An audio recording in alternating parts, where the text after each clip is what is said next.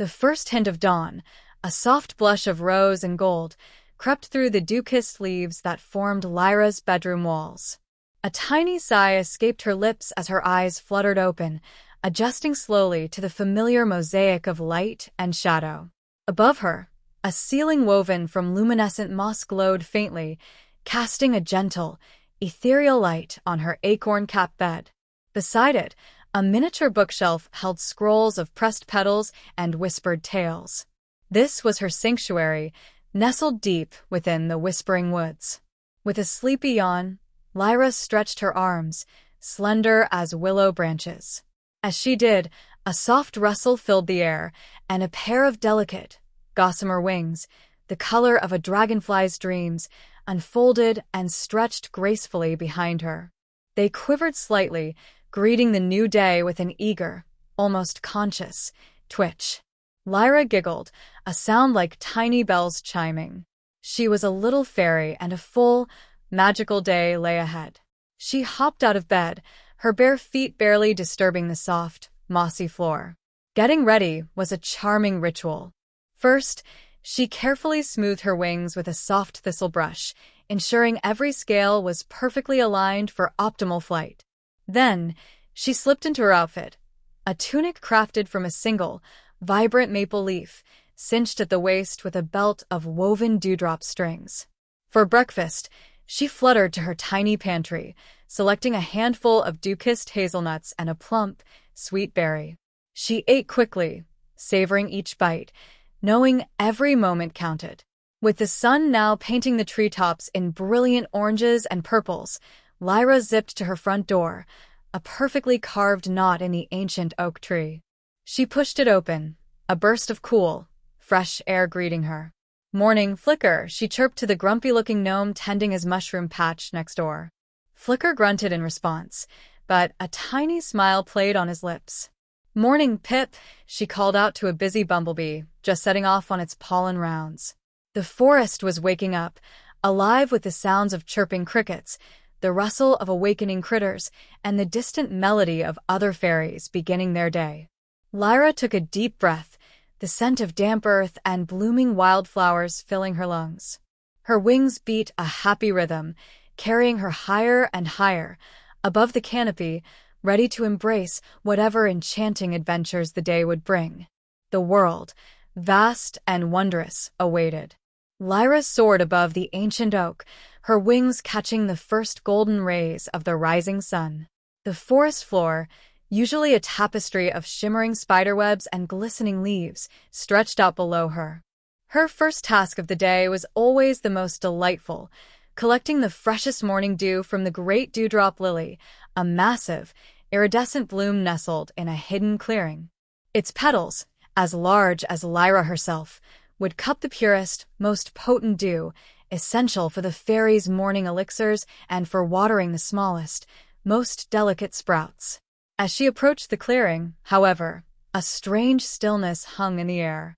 The usual chorus of excited fairy chatter, the soft plink-plink of dewdrop harvesting, was absent. Instead, a hushed, worried murmuring replaced it. Lyra's heart gave a tiny flutter of apprehension. She zipped down, landing softly on a broad fern leaf at the edge of the clearing. What she saw made her wings droop. The great dewdrop lily, usually overflowing with sparkling liquid, was dry. Its vast petals, instead of glistening, looked dull and parched. Around it, several other fairies, their wings drooping like hers, looked on with dismay. Elder Will-O-Wisp, her usually cheerful face etched with concern, was gently touching a petal. "It's gone," she whispered, her voice barely audible. "All of it. Not a single drop." Lyra, always quick-witted and brave, didn't just stand by. She noticed something else, too. A faint, almost imperceptible dark stain on the ground, leading away from the lily's base, snaking deeper into the forest. It wasn't mud. It looked like the earth itself had been drained of its vitality. Curiosity overriding her dismay, Lyra decided to investigate. "I'll be right back," she called to Elder Will-O-Wisp before darting off, following the peculiar trail. The dark stain led her through a thicket of thorny bushes and over a babbling brook that now seemed unusually quiet. The air grew heavy, losing its usual fresh scent. Finally, she arrived at a small, secluded hollow. And there, spreading rapidly across the forest floor, was the source of the problem, a patch of unnatural, dark, pulsating moss. It wasn't like any moss Lyra had ever seen. It seemed to breathe, slowly expanding, and as it did, it absorbed every speck of moisture from the surrounding earth, from the leaves, even from the very air. Lyra watched in horror as a nearby cluster of vibrant bluebells wilted before her eyes, their petals shriveling as the strange moss crept closer. This wasn't just about the morning dew. This was a threat to the entire forest. The moss was stealing the very lifeblood of their home, turning lush green into barren brown. A shiver ran down her spine, but it wasn't fear, it was determination. Someone or something had brought this blight to their peaceful woods. Lyra knew, with a sudden surge of resolve, that she had to stop it. The fate of the great dewdrop lily, and perhaps the entire forest, now rested on her tiny, but brave, wings. A cold dread, unlike any she'd ever known, settled in Lyra's stomach. This wasn't just a dry lily. This was a creeping sickness. She knew she couldn't face this alone. With a powerful beat of her wings, Lyra shot back towards the great dewdrop lily clearing, her heart pounding a frantic rhythm against her ribs. "Elder Will-o-wisp," she gasped, landing beside the wise old fairy, who was still gazing sadly at the parched petals. "It's not just the lily. There's a dark moss, deep in the hollow, sucking up all the moisture. It's spreading." Elder Will-o-wisp's eyes widened, her gentle face clouding with grave concern. "The shadow blight," she murmured, a name whispered with ancient fear. "Legends speak of it. A rare, destructive growth that feeds on life's essence. We haven't seen it in centuries." She looked at Lyra, her gaze firm. "This is beyond one fairy's power, little one. We need wisdom, and we need strength." Lyra didn't hesitate. "I know who can help," she declared, her determination burning brighter than ever. First, she zipped to the edge of the forest, where Pip the bumblebee was still grumbling about the lack of dew. "Pip. "Urgent. I need you to find Thistle and Gale. Tell them to meet me at Elder Will-o-wisp's study immediately." Pip, sensing the urgency in Lyra's voice, buzzed off with surprising speed. Minutes later, a flurry of wings and a gust of wind announced the arrival of Lyra's friends. Thistle, a scholarly fairy with spectacles perched on his nose and always carrying a scroll, landed gracefully. Beside him, Gale, a boisterous wind sprite with hair like a perpetual breeze, touched down, a whirlwind of energy. "What's happened, Lyra?" Thistle asked, adjusting his spectacles.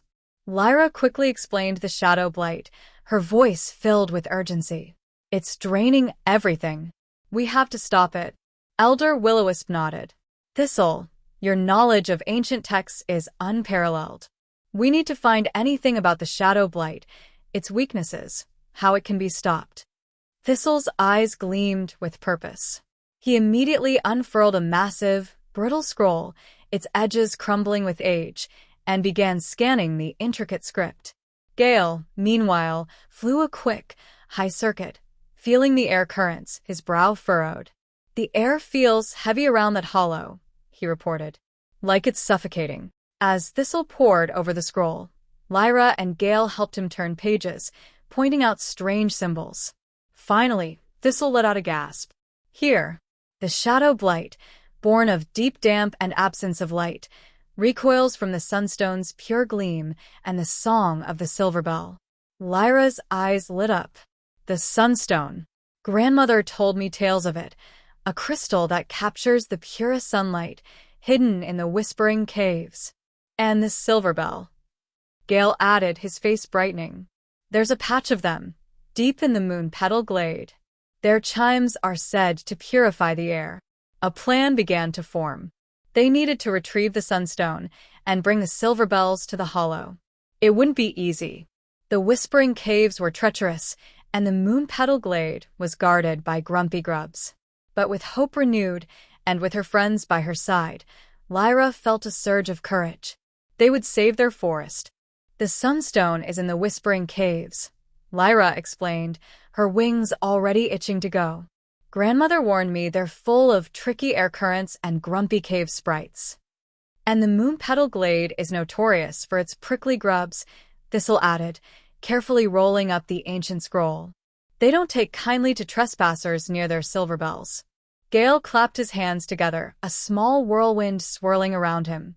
Then we split up. Lyra, you're the quickest and know the caves. Go for the Sunstone. Thistle, you're wise. You and I will tackle the grubs and the silver bells. They'll never expect a scholar and a storm. Lyra nodded, a thrill of adventure mixed with apprehension. Be careful, both of you. This blight is serious. Lyra took off immediately, Pip buzzing ahead as a scout. The Whispering Caves were on the far side of the forest, a jagged maw in the earth shrouded in mist. As she neared, the air grew colder and strange, echoing whispers seemed to emanate from the depths. She darted inside, her sensitive wings navigating the tight passages and shifting air currents. Grumpy cave sprites, small and stony, glared from ledges, but Lyra was too focused to engage. Deep within, she found it, a small, crystalline pedestal glowing with an inner light. Upon it rested the Sunstone, pulsating with captured sunlight, warm and vibrant even in the cave's chill. It was heavy, much heavier than she expected for its size, almost pulling her down. With a grunt of effort, Lyra wrapped her arms around it, her wings straining as she lifted the precious stone and slowly began her arduous journey back out. Meanwhile, Thistle and Gale arrived at the Moonpetal Glade. It was a beautiful, serene clearing, but the air was thick with the low, rumbling grumbles of the prickly grubs, large, beetle-like creatures with spiny backs and a strong possessiveness over their patch of silverbell flowers. All right, Thistle, Gale whispered, distraction first. Then you grab the bells. Gale took a deep breath and unleashed a playful but forceful gust of wind. It swept through the glade, rustling the grub's spiny hair and sending loose petals scattering. The grubs erupted in furious squeaks and chased after the swirling leaves, momentarily distracted. Now, Gale yelled. Thistle, surprisingly nimble for a scholar, darted in. He carefully plucked handfuls of the delicate, bell-shaped flowers, their tiny chimes ringing like miniature instruments. He stuffed them into a woven satchel he brought, trying to avoid the snapping mandibles of the returning grubs. Just as the first grub lunged, Gale created another, stronger gust, pushing them back, giving Thistle just enough time to collect a significant bounty of silverbells before they both beat a hasty retreat. Lyra, panting but triumphant, emerged from the Whispering Caves, the Sunstone clutched tightly. Moments later, Thistle and Gale landed beside her, slightly windblown and grub-scratched, but with a satchel full of chiming silver bells. We have them, Lyra declared, looking at her friends, their faces streaked with dirt but shining with success. The sun was now high in the sky, beating down on the wilting forest. They knew their next move. The final confrontation with the shadow Blight awaited. Clutching the Sunstone and the satchel of silver bells, Lyra, Thistle, and Gale flew back towards the hollow where the shadow Blight festered. The air grew heavier with every wing beat, thick with the Blight's oppressive presence. Small, wilting plants lined their path, and the vibrant green of the forest was giving way to sickly browns and grays. The silence was unnerving, broken only by the frantic buzz of a few desperate insects. As they reached the hollow, the sight was even more alarming than before. The dark moss had spread significantly, a pulsating, inky carpet that seemed to suck the very light from the air. A low, guttural hum emanated from it, a sound of insatiable hunger. It's stronger, Gale whispered, his usual boisterousness replaced by a grim determination. Stand ready, Lyra commanded, her voice firm despite the tremor in her wings. She held the Sunstone aloft. Its pure, golden light, usually a gentle glow, now pulsed with fierce intensity, pushing back against the encroaching gloom. The shadow Blight recoiled slightly, a faint hiss escaping its depths. Now, Thistle. Gale. The silver bells. Thistle, with surprising swiftness, began to scatter the silver bell flowers across the edge of the Blight. As each bell-shaped bloom touched the ground, it emitted a clear, pure chime, a sound that resonated with light and life. Gale, with a powerful sweep of his hands, created a gentle, swirling breeze that carried the melodic chimes deeper into the hollow, surrounding the dark moss. The shadow Blight reacted violently. It pulsed faster, sending tendrils of darkness lashing out like whips, trying to snatch the silver bells and smother the sunstone's light. The hum intensified, a desperate, angry roar. Lyra strained, her arms aching from the weight of the sunstone, its light battling the encroaching shadows. Thistle ducked and weaved, narrowly avoiding a lashing tendril as he continued to spread the purifying bells. Gale conjured stronger gusts, pushing back the dark tendrils, his face set in a grimace of effort. For a terrifying minute, it seemed the Blight might overwhelm them. But Lyra remembered Elder Will-O-Wisp's words, the sunstone's pure gleam and the song of the silver bell. It was a combined effort. More light, more sound, Lyra cried, pouring all her will into the sunstone. It flared, a miniature sun in her hands, its warmth radiating outwards. The silver bells, now scattered across the hollow, began to chime in unison, a beautiful, harmonious melody that vibrated through the very air, dissolving the oppressive hum of the Blight.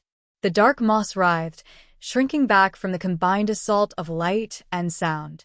Its pulsing slowed, its inky blackness fading to a dull gray, then to nothing. Within moments, the hollow was clear. The air, once heavy and stagnant, now felt fresh and clean, filled with the sweet scent of damp earth and wildflowers. They stood, panting, looking at the now empty hollow. The shadow Blight was gone. All is well. As if on cue, a gentle shower of rain began to fall, soft and refreshing. Lyra, Thistle, and Gale flew back to the great dewdrop lily. To their joy, the lily's petals, though still a little dry, were already beginning to cup the fresh raindrops, slowly filling with the precious dew. Elder Will-O-Wisp and the other fairies cheered, their faces alight with relief and gratitude. The forest, though bearing scars, would heal. The sunstone was returned to its pedestal, its light now a beacon of hope. The silver bells, replanted by Thistle, would continue to chime their purifying song.